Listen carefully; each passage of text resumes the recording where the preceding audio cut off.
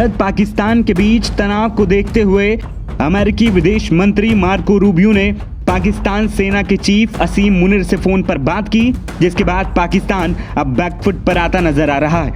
Rubio ने मुनीर से भारत के साथ तनाव कम करने के आदेश दिए।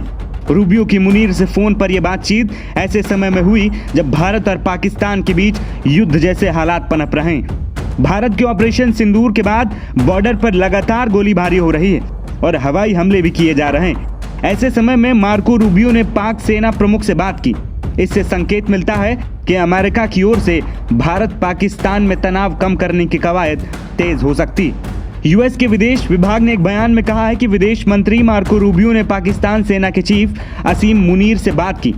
उन्होंने दोनों पक्षों से तनाव कम करने के तरीके खोजने का आग्रह किया और भविष्य में होने वाले संघर्षों से बचने के लिए रचनात्मक बातचीत शुरू करने में यूएस की सहायता की पेशकश की।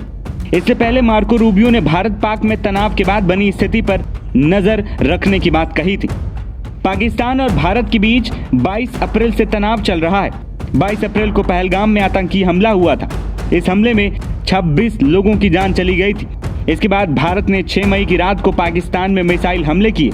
इसके बाद शनिवार को एक बार फिर बड़ी कार्रवाई करते हुए भारतीय सेना ने रावलपिंडी के नूर खान एयरबेस, चकवाल का मुरीद एयरबेस और पूर्वी पंजाब प्रांत के झंग जिले की रफीकी एयरबेस को निशाना बनाया।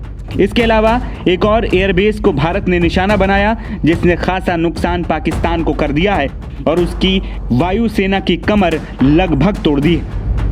पाकिस्तान ने भी बीते 4 दिनों में भारत पर हवाई हमले की कई नाकाम कोशिशें की। भारत पाक के तनाव पर अमेरिका की ओर से लगातार बयान आ रहे हैं। भारत के ऑपरेशन सिंदूर के बाद भी ट्रंप ने इस पर बयान देते हुए तनाव कम करने के लिए कहा था।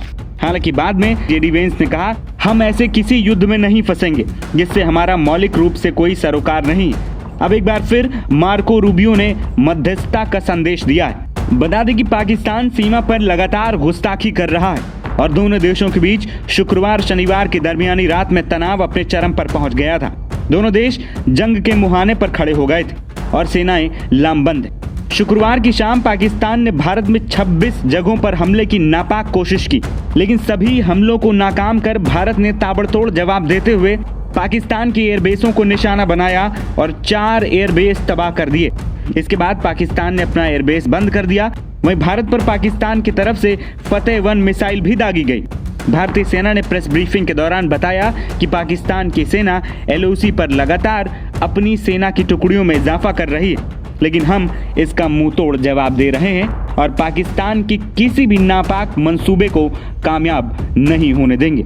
फिलहाल देखना ये होगा कि अमेरिका की मध्यस्थता के बाद क्या पाकिस्तान बैकफुट पर आएगा या फिर अपनी नापाक हरकतें जारी रखेगा। एनबीटी ऑनलाइन की रिपोर्ट।